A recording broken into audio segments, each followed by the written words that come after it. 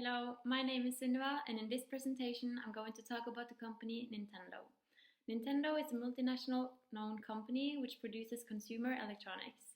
The company was founded in Japan in 1899, and the company started up with production of playing cards but has come a long way and is now one of the biggest companies in the gaming console business.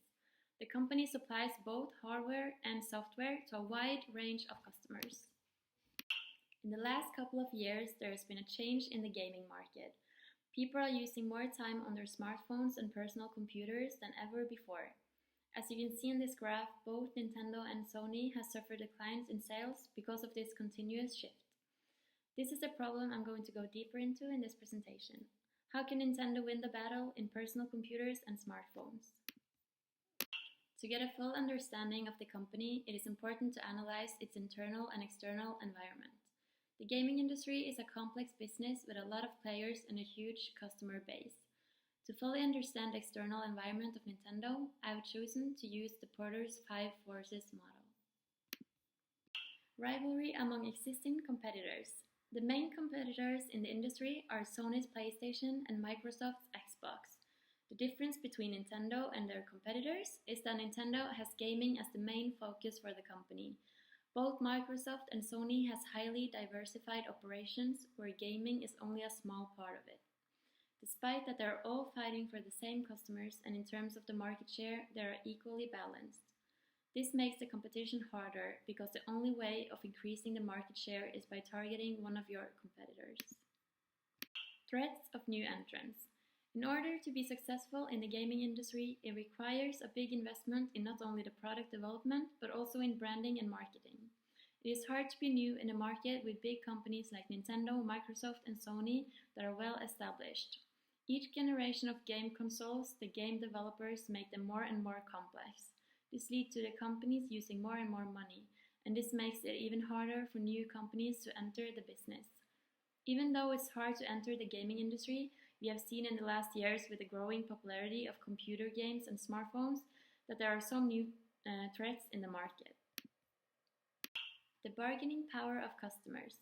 In this case, we are talking about two different kinds of customers. First of all, the products are distributed from the manufacturers to different retailers all over the world. The retailers do have quite a big bargaining power due to the fact that they can decide which systems they want in the store and sell to the final customer. Because the gaming console is quite expensive, people usually only buy one console every 5 years. So the customer is forced in a way to buy the software and games from the same company. This makes the final customer less powerful. Threat of substitutes. There are different kinds of substitutes for the console industry: PC, laptops, smartphones, tablets, or MP3 players. Smartphones are a huge threat. People are increasingly using their phones for everything, and gaming is not an exception. This can cause big problems for the original gaming companies because they have to adapt to this new trend.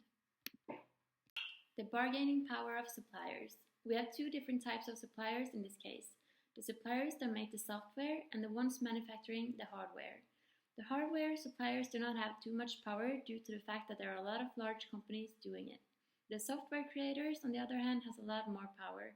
The software is a fundamental part and can have a huge impact on the fate of the game system.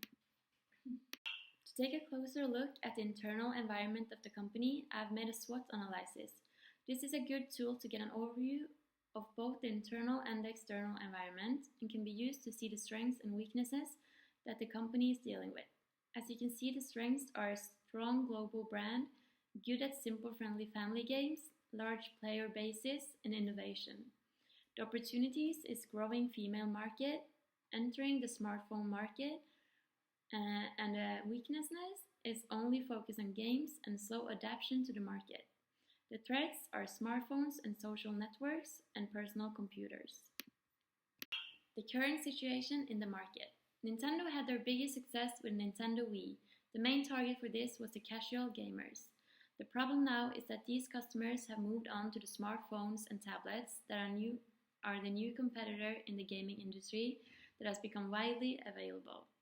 This allows the casual gamers to play a variety of free or low-priced games in every category. Due to the convenience that you can play on a device you already have in a low-price market, this option is highly popular. Pokemon Go is a mobile phone game that launched in 2016. This is a good example of good innovation in the industry. The game was developed by Niantic and not by Nintendo itself, but the Pokemon characters in the game is made of Nintendo. So Nintendo does not actually own the game, but they own a stake. The huge success in the game made the Nintendo stocks boost, as you can see here in the picture. Even though the game is free, it is making a positive noise about the Nintendo brand, and this can be a huge advantage for the company.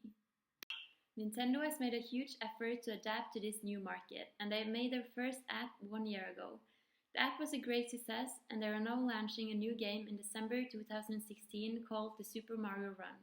These games are free, but you have the opportunity to buy things in the app. This is definitely a step in the right direction. Nintendo in the future. Personally, I think that if Nintendo wants to focus on all types of people from all age groups, they need to have their main focus on the computer and smartphone territory. Instead of having the main focus on the gaming consoles, maybe it would be a good idea to collaborate with some of the big companies like Apple. If Nintendo could make a game that you would play on your TV and your phone that works together, I think it would be a great success. Instead of making a new tablet for gaming, you should try to adapt to the tablets people already have, and with the new apps on its way, I think Nintendo is definitely moving in the right direction. Thank you for your attention.